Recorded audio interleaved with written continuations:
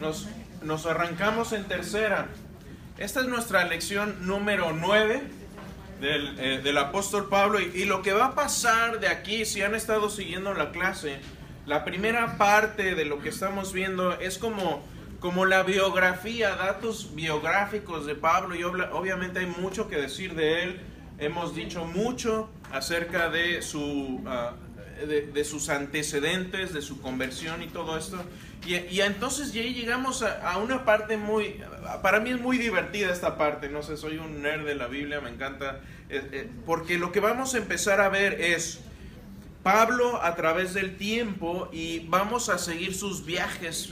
Ustedes, si empiezan a leer la Biblia desde más o menos Hechos, en donde Pablo ya se convierte en una figura prominente y que empieza a hacer sus viajes misioneros, eso es donde vamos a entrar ya ahora. Entonces, la próxima lección vamos a empezar a ver el primer viaje misionero, y conforme vayamos avanzando en el viaje de Pablo, en el momento en que Pablo escriba una carta en esta cronología, vamos a meternos a esa carta y la vamos a estudiar. ¿Qué les parece?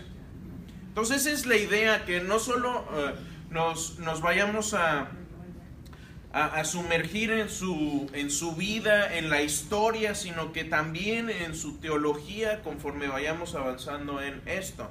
Y uno de los temas de los últimos temas biográficos que vamos a manejar hoy es de Pablo como apóstol. Y aquí le puse un subtítulo que tiene que ver con algo muy confuso en nuestro tiempo, es decir, ¿hay apóstoles modernos o no? ¿Qué es un apóstol? ¿Es la palabra apóstol utilizada de la misma manera en todos sentidos en la Biblia o no? ¿Qué pasa con los que se dicen apóstoles hoy? Porque si hablamos de Pablo como apóstol, vamos a estar hablando de algo muy, muy particular. Pero ¿qué tal si hablamos de los 12 apóstoles escogidos de Jesús? ¿Era Pablo apóstol en el mismo sentido que los 12 o no? Algunos ya están así, ¿no? Otros están tratando de... Sí, pero es una pregunta importante. Porque si no, entonces Pablo tendría la misma autoridad que ellos o no. Si van al templo mormón, este es un templo mormón. Si van a un templo mormón, tienen una estructura con 12 y les llaman apóstoles. Si vamos al Islam, de hecho, a Mahoma se le considera el último de los apóstoles en su teología. Hay hasta películas. Hay una película de Robert Duvall que se llama El Apóstol. ¿Quién la vio esta? De mis tiempos. 2 personas. Bueno, ya me hicieron sentir viejo. Gracias. Y les decía, hay quienes se dicen apóstoles el día de hoy.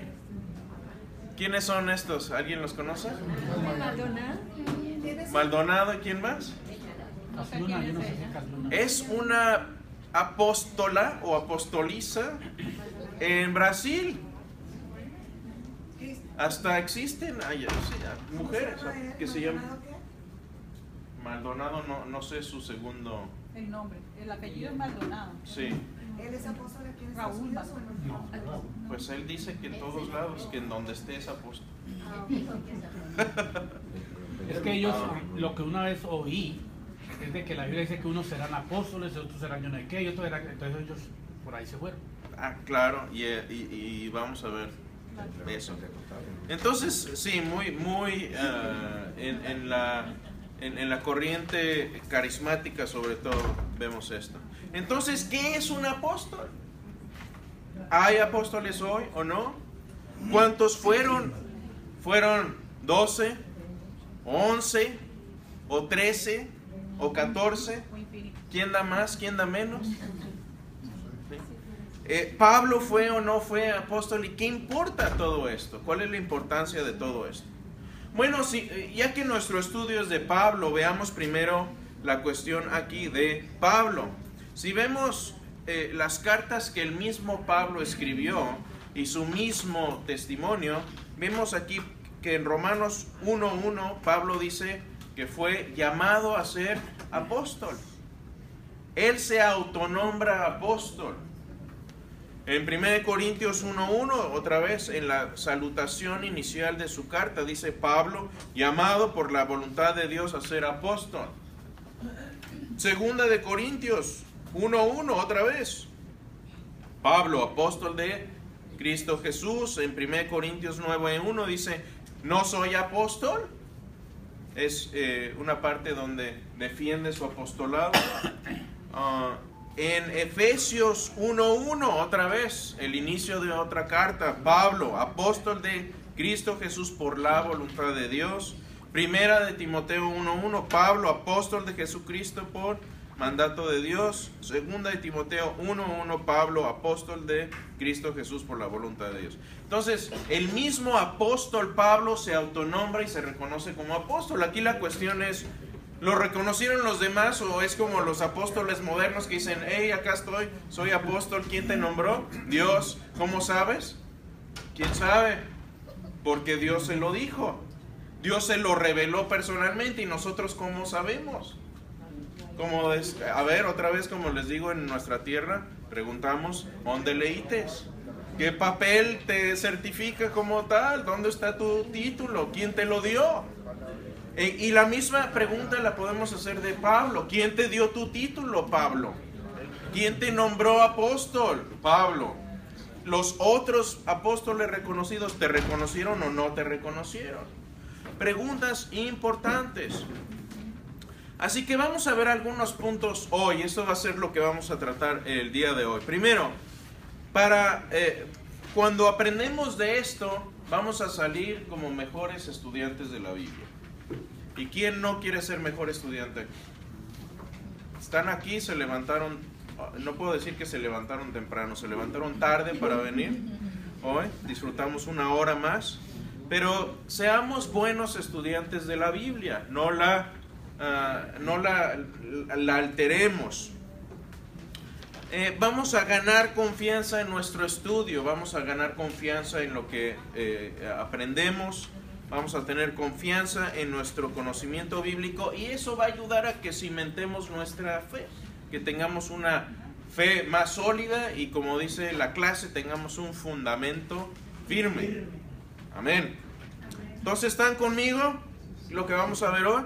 Entonces, veamos, ser mejores estudiantes de la Biblia. Muchas veces surgen falsos maestros porque no saben interpretar la Biblia, o si saben interpretarla, la interpretan de una forma que les es favorable de alguna forma, que es independiente al mensaje del Evangelio. Mis hermanos, un evangelio a medias es un falso evangelio. Un mensaje a medias es una mentira completa. Entonces tenemos que tener cuidado cómo interpretamos la Biblia. ¿Alguien llevó este libro de álgebra en la secundaria? Este libro era la pesadilla de todo estudiante de secundaria. Ustedes estaban muy chiquitos, no les tocó esto. ¿Eh? ¿Ya no existe la de Barcos? ¿Todavía existe o no? Sí. ¿Lo llevaron ustedes o no? Ah, vaya. Generacional este libro, dando pesadillas a todas las generaciones en secundaria. Buenísimo. Bueno, este libro de álgebra, y no sé si alguna vez se pusieron a ver quién es el personaje de la portada. Bueno, el personaje de la portada es Al-Khwarizmi o Al-Khwarizmi, que fue un matemático este matemático nació en el año 780 y fue lo que se considera el padre del álgebra. De hecho, su nombre, Al-Khwarizmi, se ha derivado a la palabra algoritmo. ¿Alguien de computación acá? Sí. Bueno, Un algoritmo es una serie de pasos lógicos que llevan a una conclusión o llevan a al desarrollo de un problema. Eso es un algoritmo. Bueno, viene de este hombre. Y a veces queremos interpretar la Biblia como hacemos álgebra. Y eso es un error. Ahí les va un ejemplo, ¿sí? Primero, ¿a quién le gustan las matemáticas? Ay, a muchos, más o menos ahí. Sí, no. Ya pasé eso hace 20 años, no quiero volver a ver. No, esto es fácil. Miren, ¿se acuerdan de la propiedad transitiva? La propiedad transitiva de las matemáticas dice así. Pongan cuidado, difícil esto. Si A es igual a B y B es igual a C, entonces A es igual a C. ¿Sí? ¿Están conmigo? Sí. Bueno, hay algunos que tratan de aplicar esta propiedad transitiva a la interpretación bíblica. Por ejemplo, si decimos, Jesús dijo esto: quien diga necio a alguien quedará expuesto al infierno. Después leemos las epístolas de Pablo, y Pablo dijo necio en Romanos 1 y en 2 de Corintios. Conclusión: Pablo está destinado al infierno.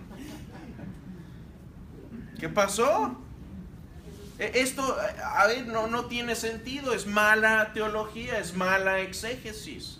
No puede uno leer la Biblia como lee un libro de matemáticas. Tenemos que interpretarlo correctamente. Y en griego sucede lo mismo. En griego hay palabras que toman un significado distinto según el contexto, según el lugar en el que estén, según el tipo de literatura que estemos leyendo. Uno no lee de la misma forma la nota de deportes que un cuento de Memín Pingüín, o un escrito de matemáticas, o el libro de álgebra. Los vamos a interpretar de manera distinta. Es lo mismo acá. Entonces, una palabra en griego en un lugar no siempre se traduce de la misma forma en otro lugar, y puede ser la misma palabra exactamente, ¿sí? Entonces aquí veamos un poco de estudio de la palabra apóstolos, que es la palabra griega de apóstol. ¿Qué quiere decir esta palabra? Bueno, apóstolos, si lo vemos simplemente en un diccionario, su definición más sencilla, quiere decir alguien que es enviado, o uno que es enviado. Esa es la definición de apóstolos. Algunas palabras nos vienen de esta palabra griega. Por ejemplo, en el inglés tenemos el post office. Post es de apóstol, de apóstolos. De ahí viene la raíz de la palabra. También, por ejemplo, ¿quién habla francés por acá? ¿Alguien que le mastique más o menos? La post. La post es la misma palabra que la oficina de correos. A ver, acá tenemos los que son... ¿Algún blogger por acá que tenga blog? Acabo de poner un post. ¿Sí? Es la misma palabra. Es un mensaje, un envío. Ese es el sentido de esta palabra, pero el Nuevo Testamento no lo utiliza en este sentido en todos los lugares en los que aparece. Así que, ¿cómo los estudiosos y nosotros como estudiosos de la Biblia, cómo vamos a interpretar esta palabra? Bueno, hay que ver primero escritos de la misma época para ver cómo se utilizaba. Otros griegos que escribieron en la época de Jesús, ¿cómo utilizaron esta palabra? ¿Qué quería decir para ellos? Vamos a ver también el Antiguo Testamento en griego. ¿En qué lenguaje se escribió el Antiguo Testamento? ¿Y por qué lo tenemos en griego? No, muy fácil ustedes, ¿no? Sin discusión. Sin discusión. ¿Por qué tenemos el Antiguo Testamento en griego? La Septuaginta. La Septuaginta es la traducción de las escrituras hebreas al griego, y es lo que tenían los apóstoles en el siglo I. Esta traducción se hizo por judíos que habían sido helenizados, es decir, que vivían en la cultura griega y que decidieron por facilidad tener las escrituras traducidas en el lenguaje griego, que era la lengua vernácula de mucha gente en aquel tiempo, incluso judíos. Y vamos a ver también el Nuevo Testamento, ¿sí? ¿Listos? Entonces, apóstolos quiere decir uno que es enviado, pero si vemos otras fuentes griegas, puede también referirse a una expedición naval que va a explorar nuevas tierras o nuevos lugares, o va enviando mensajes o emisarios. Una flota, una expedición naval. Si Cristóbal Colón hubiera vivido en tiempo de los griegos, él habría sido un apóstolos, porque fue a otras tierras como emisario a descubrir por medio de una expedición naval. Eso sería... también puede ser un sentido de un embajador. Tienes a un dignatario, a un presidente, a un rey, un representante de una nación, y si él en persona no va a otro lugar a lidiar con asuntos de Estado y manda a otra persona, esa persona es un apóstolo, es un emisario, un enviado, un embajador. Si vemos al primer historiador griego que se conoce, que escribió gran cantidad de historia, él utiliza también esta palabra en ese sentido, de emisario. Entonces, si vemos la literatura griega de esa época, se le da diferentes sentidos dependiendo del contexto. Si vemos también el Antiguo Testamento griego, podemos ver pasajes en donde algunas palabras se traducen como apóstolos. Por ejemplo, Primera de Reyes 14:6, si lo leemos en español, dice que cuando Ahías oyó el ruido de los pasos de ella al entrar por la puerta, dijo: entra, mujer de Jeroboam, ¿por qué finges ser otra mujer? Pues he sido enviado a ti con duro mensaje. Esa palabra, he sido enviado, se traduce como apóstolos, o más bien la tradujeron ellos como apóstolos. Si vemos, por ejemplo, el Antiguo Testamento en griego también, el Nuevo Testamento, Jesús escoge a 12 discípulos, y a estos se les llama apóstolos o apóstoles. Pero ¿qué tienen de particular estos 12? Lo que tienen de particular es que fueron testigos oculares en particular de la resurrección de Jesús. Esa es una de las claves. Entonces, yo he ido a visitar muchas iglesias, incluso cuando estuvimos en Mozambique y di una charla ahí, vinieron gente de muchas iglesias. Y el pastor que nos acogió allá y nos dio la bienvenida es un pastor con muy buena doctrina. Y de repente llegó una persona y se presentó y le dijimos: bueno, yo soy fulano de tal, voy a dar yo la plática, soy maestro en Champion Forest, ¿verdad? Y el otro, soy pastor de la iglesia tal. Y él se presenta como apóstol. Y no solo eso, había por ahí un premio que íbamos a dar a quien contestara bien algunas preguntas, y dice: y yo me voy a ganar ese premio. Y se voltea y el pastor, que amigo mío, me dice: no se va a ganar nada esto, es un falso maestro, dice. Bueno, pues se lo ganó el premio. Y el otro está así: ¿cómo puede ser? Ahora, no quiero decir con eso que su doctrina estaba correcta, simplemente fue una coincidencia. Pero cuando a mí me dicen alguien: yo soy apóstol, primero les pregunto: ¿en qué sentido eres apóstol? Porque en un sentido, toda persona que lleva la palabra de Dios tiene un rol de emisario, de embajador y de llevar un mensaje. En ese sentido, no tendría problema en que alguien se llamara apóstol. Sin embargo, por la distorsión que hay ahora en nuestros días, yo jamás me dejaría llamar apóstol. ¿Por qué? Porque muchas veces estas personas se hacen llamar apóstoles en el mismo sentido en que se llamaron apóstoles los discípulos de Jesús.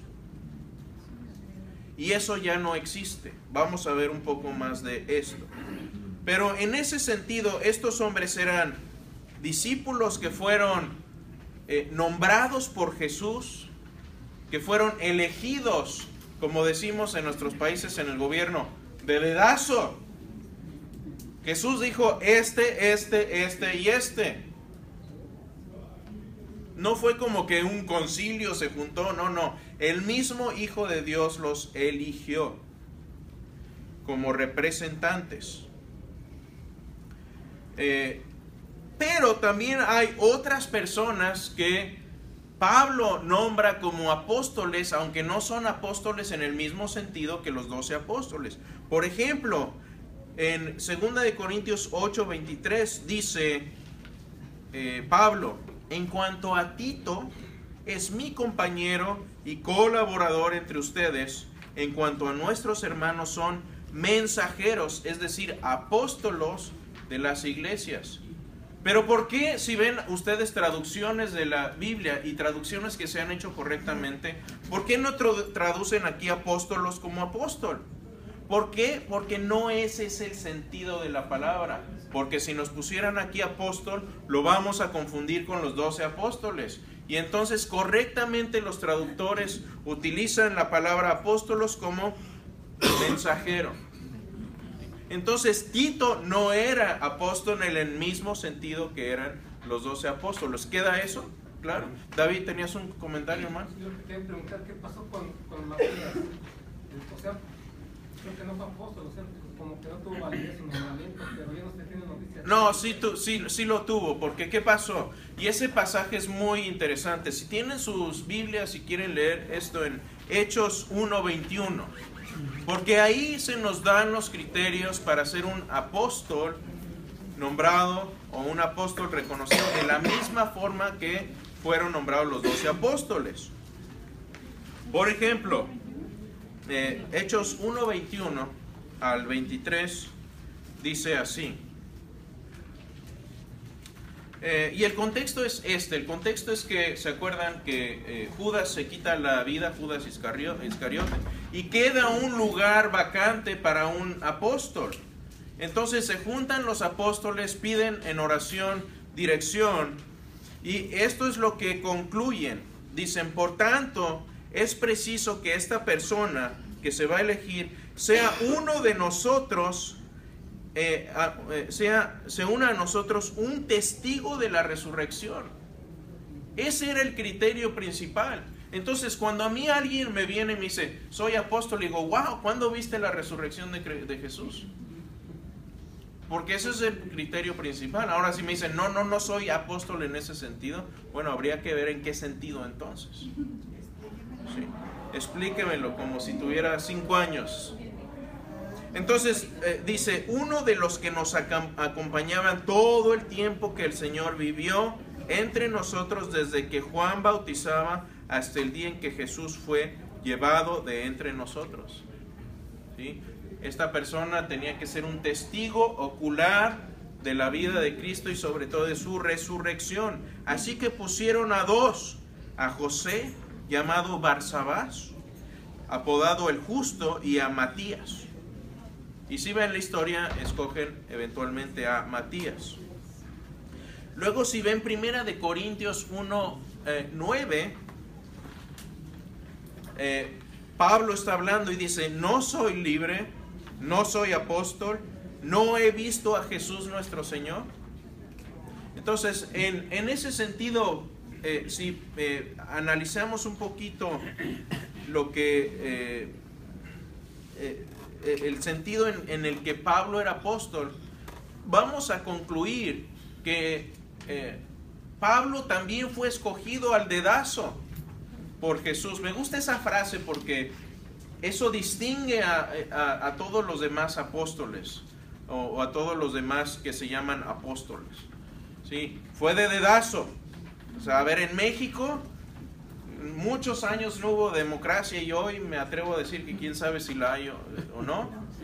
Pero el PRI y específicamente el presidente, esto va en línea, a ver si no me mandan unos chanchanes, escogía a los presidentes por dedazo. Es decir, No, ¿qué importa lo que diga la gente, lo que escoja? Las elecciones se pueden mayugar. Yo escojo a fulano como mi sucesor, realmente como una monarquía. Entonces, Pablo era apóstol en ese sentido. Hagamos una pausa aquí para preguntas, no comentarios, preguntas, porque si no, no terminamos. Sí. Dice, es que soy apóstol. Mismo has dicho, pues sí, muestra que tuviste a Jesús. Los apóstoles, los primeros apóstoles lo vieron, convivieron con él, caminaron con él, vieron los milagros, cenaron, comieron y todo con él. Claro. Pero Pablo no lo vio en visiones y tuvo un encuentro personal con él. Ahora, uno sustenta y tiene su argumento de que, bueno, sí, yo tengo una comunión con Jesús, yo he visto los milagros de Jesús y cosas de ese tipo. Entonces, ¿cómo pueden ellos, o cómo es que dicen, yo no soy apóstol, cuando Pablo también fue el apóstol, pero no lo vio? No, sí lo vio. En visiones, pero no en presencia. No, sí lo vio, no en visiones, sí lo vio, lo vio. ¿Fue contemporáneo de él? Claro, nació en el no vio mismo... la resurrección. A ver, obviamente la cuestión aquí es la resurrección.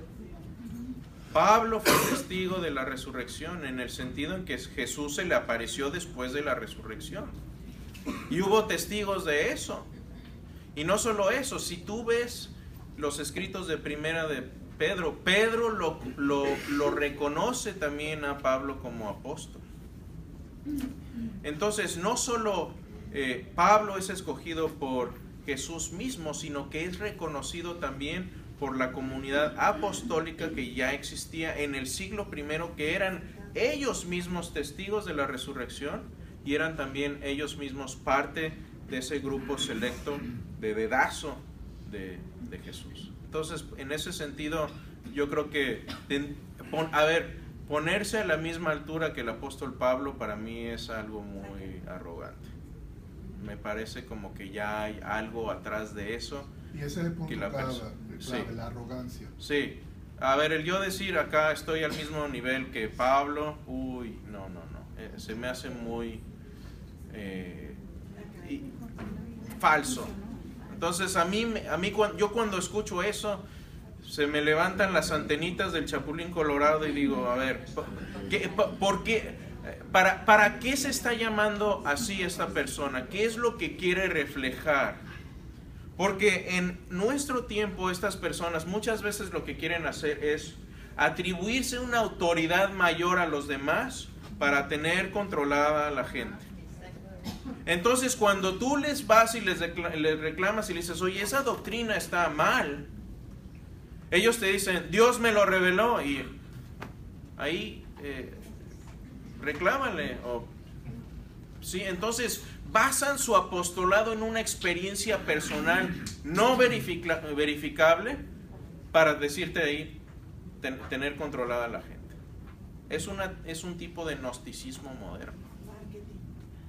Pues marketing, pero... sí, Carlos, mi hermano. Sí, yo creo que todos los pastores están escogidos por dedazo. Dios te llama. Bueno, un sentido de todos los pastores verdaderos, correcto, pero hay muchos falsos pastores y falsos maestros que se han autonombrado, y eso existe desde el siglo I, porque Pablo los confronta en 2 Corintios. Dice, ustedes creen los super mega recontra grande apóstoles. Utiliza dos términos ahí superlativos en 2 Corintios y los hace pedazos. ¿Por qué? Porque esto existe desde que existe la iglesia y seguirá existiendo, pero tenemos que tener cuidado. Entonces, el trabajo de uno como maestro y el trabajo de los pastores es, primero, cuidar a las ovejas, ¿sí? Y segundo, desenmascarar a estas personas. Entonces, yo no tengo problema en nombrar gente como Maldonado, porque puedo demostrarles que es un falso maestro. ¿Por qué? Porque uno puede leer sus escritos, y si sus escritos van en contra de la escritura, ya es un falso maestro, ¿sí? Ahora, no quiere decir eso que nos vamos a montar en nuestro caballo blanco y decir, uy, yo no cometo errores. Pero hay errores de omisión y errores de comisión, ¿sí? ¿sí? Y una cosa es que cometamos errores de vez en cuando intencionalmente, pero a ver, la Biblia dice que uno como maestro va a ser juzgado más severamente. Entonces yo tengo mucho cuidado en abrir la boca cada vez que estoy aquí, porque es una responsabilidad que la tomo. Para mí es una responsabilidad sagrada estar aquí. Pero no tengo problema tampoco en hablar de, a ver, mi ministerio no se trata de criticar a otras personas, se trata de enseñar la verdad, pero hay veces que sí hay que hacerlo. Sí. Perdón, otra, sí, Ricardo. En el concilio de Jerusalén Sí. fue nombrado Pablo apóstol, fue concedido, sí o no.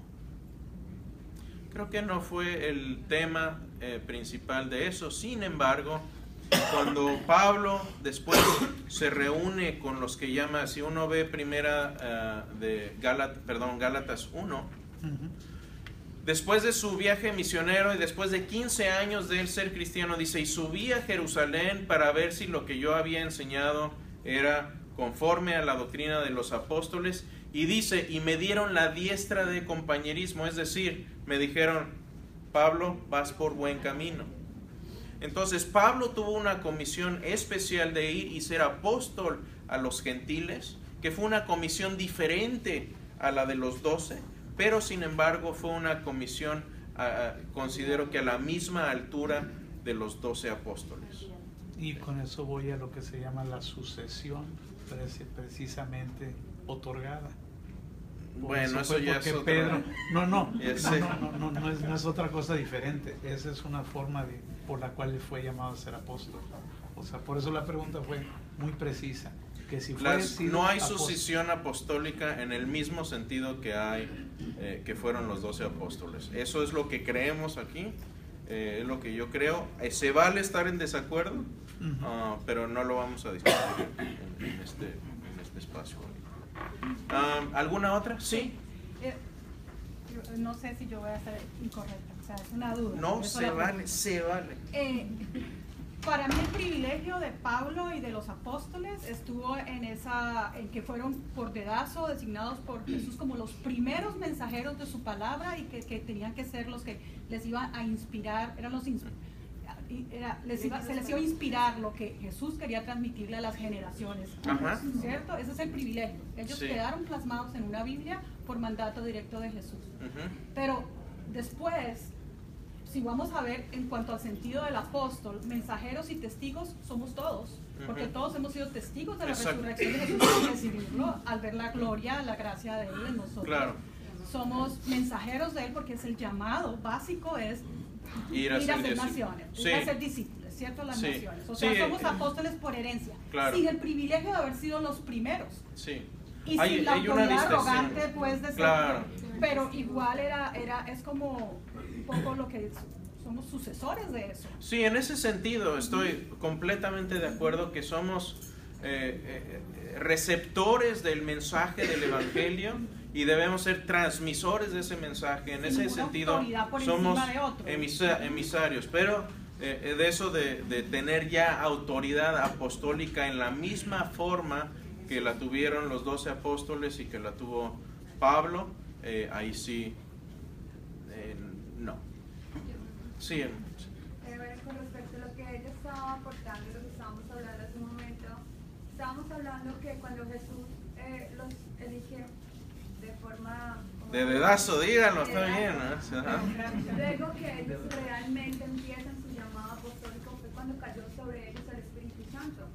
Claro. De hecho, en la primera predicación de Pablo, de una forma general, se convirtieron 3,000. De Pedro, en Pentecostés, sí. Se convirtieron 3,000. Claro. Entonces yo pienso que si lo traemos a ese tiempo, cuando realmente viene la llenura real del Espíritu Santo, es cuando se puede determinar si es un llamado apostólico, ¿no? Sí. Si realmente estamos llamados y encomendados y respaldados por el Padre. Y de esa forma también, trayendo ese discernimiento que viene por medio del Espíritu Santo, podemos también determinar si el siervo que nos está hablando muchas veces en nombre del Señor como ese emisario, realmente es por medio del Espíritu Santo, siendo ese filtro, si realmente está confirmada y es una palabra que viene del Señor. Sí, hay algo muy importante que hay que distinguir, que en el tiempo en que fue Pentecostés y que viene el Espíritu Santo y todo eso, la Escritura no teníamos el Nuevo Testamento, no estaba escrito aún. Eso todavía faltaría un par de décadas para que empezara a acuñarse y escribirse. Entonces los apóstoles tuvieron una guía muy directa, muy especial de Dios en ese momento. Ahora, no quiere decir que el Espíritu Santo, a ver, algunos piensan que yo soy cesacionista. ¿Saben lo que es cesacionista? Es alguien, alguien que piensa que los dones espirituales han cesado. Entonces yo soy en ese sentido cesacionista moderado, en el sentido de que lo filtro todo a través de la Escritura. ¿Sí? Dios puede hacer milagros a través de la gente, sí, los he visto. Pero no es la forma normativa en la que Dios actúa ya hoy en día. ¿Sí? Y hay gente que realmente vive esperando y viven detrás de ese milagro para poder tener una fe más sólida. Y lo que dice la Escritura es, Jesús dice, la evidencia más importante que ustedes ya tienen es la resurrección. Cuando se le pide evidencia, les dice, yo no les voy a dar ya más evidencia a ustedes, van a tener la evidencia de la resurrección, y eso debería ser suficiente para ustedes, y por eso es el tema que más me gusta hablar. Los que me conocen saben, me encanta hablar de la resurrección. De hecho, voy a tocar un punto de eso al final. Entonces, yo creo que el basarnos en la experiencia personal, nada más, para dar testimonio de lo que Dios ha hecho, es bueno y hay que seguirlo haciendo, pero no es toda la historia y no es todo lo que Dios quiere que hablemos también. Yo pienso que viene el logos como tal con el rema, que es la revelación. Ya también es algo muy personal, ¿no? Pero yo pienso que esas dos cosas deben ir unidas. Pero el rema y la revelación personal hay que tener mucho cuidado, porque a mí me han hecho profecías falsas y te puedo decir cuántas hay y cuánto ha dañado eso al cuerpo de Cristo. Entonces, para mí, yo prefiero suprimir estas revelaciones personales y sujetarlas a la Escritura, porque, como dijo John Wesley, si tus revelaciones personales van en concordancia con la Escritura, son superfluas porque ya están ahí, y si van en contra, son falsas. Entonces, la medida de fe debe ser la Escritura primero. Pero hay cosas que no son verificables, y a mí me han predicho y me han hecho cantidades de profecías, y muchas de ellas han sido falsas. Y no te puedo decir la cantidad de gente que he visto que van y oran y declaran y están frente a una persona moribunda y están diciendo, yo declaro y predigo y que esta persona va a resucitar de los muertos. Y no sucede. ¿Qué pasa con los testigos y la familia y la gente no creyente que está viendo todo esto? Falso maestro. Entonces, mucho cuidado, porque al menos que estés absolutamente seguro que la revelación que te llegó es de Dios y que se va a cumplir, cuidado, porque en otro tiempo eso se habría castigado con apedreamiento.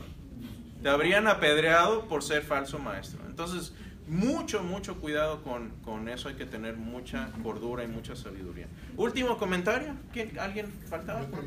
Sí, Carlos. ¿Tú no crees que Jesucristo se le puede presentar a una persona hoy día? No solo lo creo, sino conozco a gente que le ha sucedido.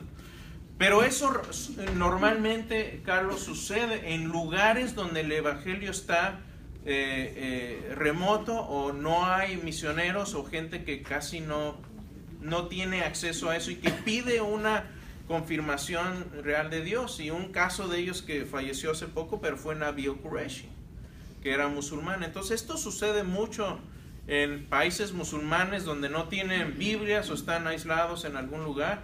Hay muchos reportes creíbles de apariciones de Jesús en estos lugares. Entonces sí, creo que sucede. Desde ese punto de vista, alguien pudiera llamarse un apóstol, pero lo que tú dijiste anteriormente era algo clave, que esas personas, si lo utilizan para hacerse igual a Pablo, para ser como una persona que no se puede cuestionar por arrogancia, para poder desarrollar quizás hasta otra doctrina, ahí es donde viene el problema.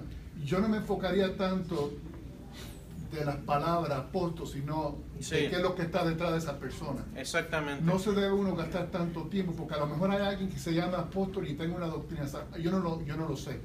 Yo creo que no se gaste tiempo en los nombres, sino mira a ver el problema es que si la persona se llama apóstol, a lo mejor quiere hacerse algo que no es.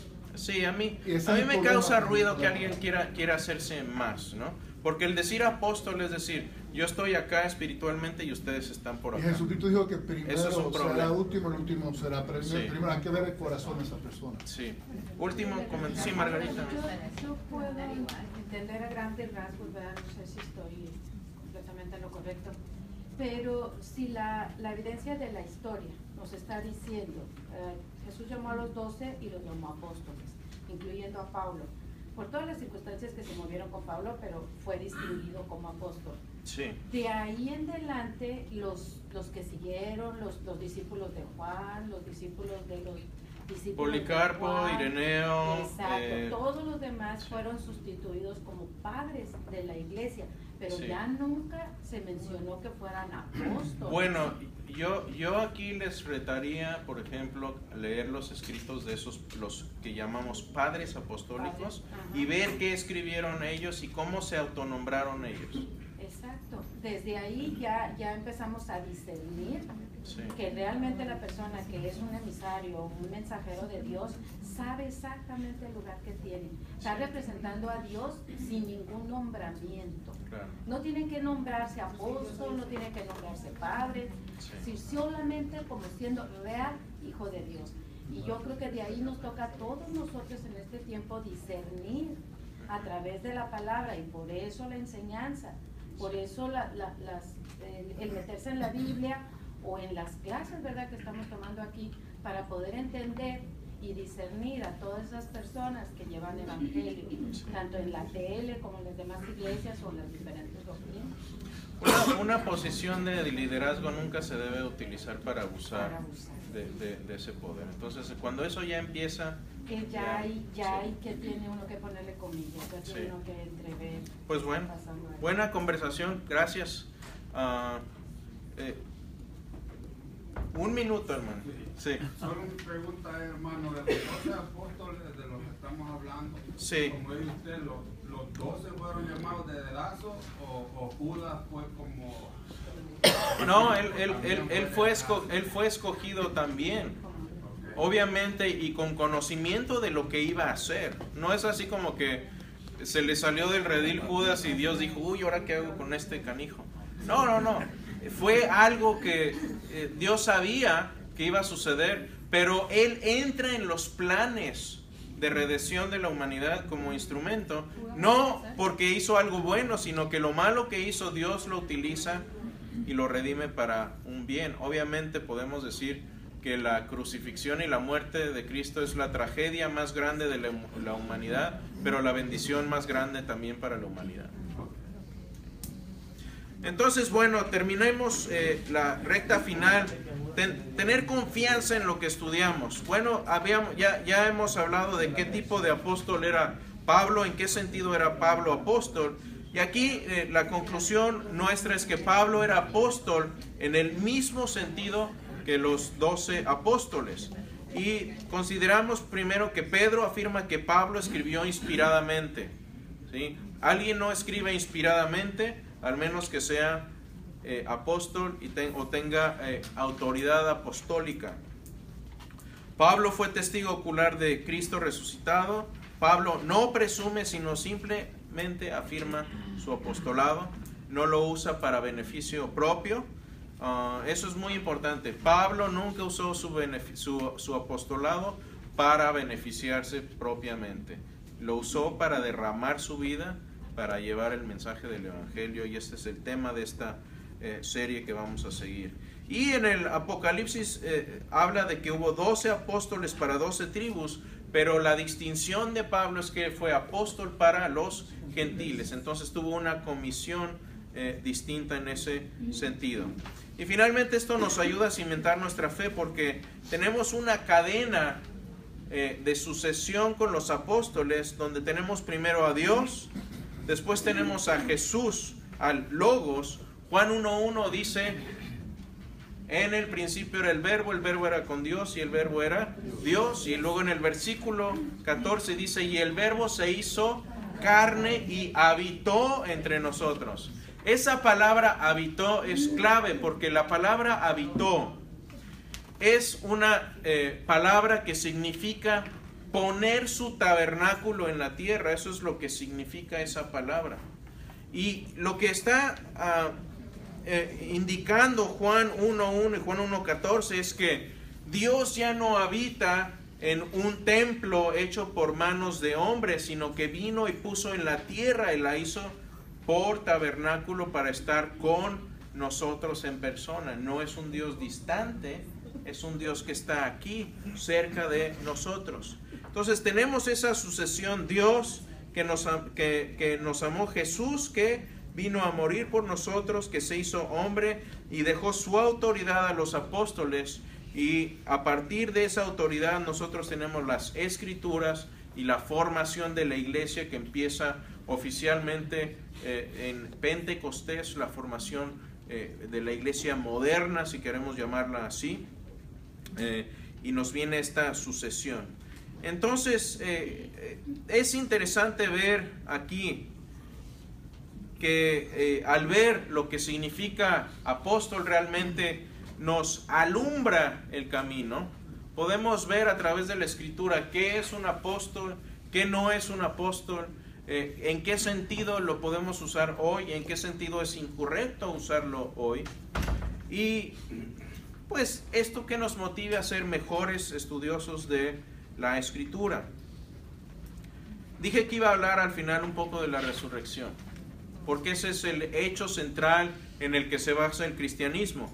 Nuestra iglesia está fundamentada sobre el cimiento de la resurrección como un hecho histórico. Porque Pablo dice, si la resurrección no sucedió, estamos perdiendo el tiempo. Estoy escribiendo una serie acerca de los 12 apóstoles. Ahorita voy un poco atrasado, pero he estado escribiendo acerca de un libro que escribió el Dr. Sean McDowell acerca del destino de los apóstoles, porque tenemos relativamente poca información, sobre todo de algunos de los apóstoles, cómo murieron. Y muchas veces el argumento con la resurrección es, todos los apóstoles murieron muertes terribles por la resurrección, y yo creo que eso es estirar la historia a un lugar que no va. El argumento más bien es este: todos los apóstoles sufrieron y estuvieron dispuestos a dar su vida. Incluso sabemos de varios que dieron su vida y ninguno se retractó, ninguno de los 12 se retractó de lo que vio y de lo que experimentó acerca de la resurrección. Eso es muy importante. Cuando tenemos, si alguien recuerda el escándalo aquí del Watergate en Estados Unidos, donde estaba confabulado el presidente y muchos otros para un fraude ahí, cuando les empezaron ahora sí que a apretar un poquito las tuercas, algunos de los que estuvieron confabulándose en esta conspiración, los empezaron a amenazar y como pajaritos empezaron a cantar. Empezó a salir la verdad, empezaron a detractar a sus otros compañeros y decir, no, ese yo ni lo conozco, este fue el que me dijo, y empezó ahí todo cuando empezaron a perder sus trabajos o se les amenazaron sus trabajos, su prestigio, etc. Y aquí no solo el prestigio de los apóstoles estaba en juego, estaban sus vidas, y a pesar de eso estuvieron dispuestos a sufrir y muchos murieron. Eso a mí me da garantía de que al menos lo que ellos creían era absolutamente cierto. Entonces, si Cristo, dijo Pablo, no resucitó, en 1 Corintios 15 dice, somos los más dignos de lástima. Es decir, si la resurrección no sucedió, estamos perdiendo el tiempo. Quedémonos el domingo a ver Chabelo en la tele. ¿Todavía sale Chabelo? ¿Sí? Quedémonos el domingo a ver Chabelo o a desayunar en la cama. Pero si sí resucitó, estamos haciendo una actividad tremendamente provechosa, sobre todo cuando lo que aprendemos aquí vamos y lo ponemos en práctica. Entonces podemos irnos con esta confianza. Si se van con algo hoy, olvídense de los falsos maestros, olvídense de las definiciones, váyanse con esta confianza. Que dice Pablo, pero ahora Cristo ha resucitado de entre los muertos y también en Cristo todos serán vivificados. En palabras de Juan, porque yo vivo, ustedes vivirán. Amén.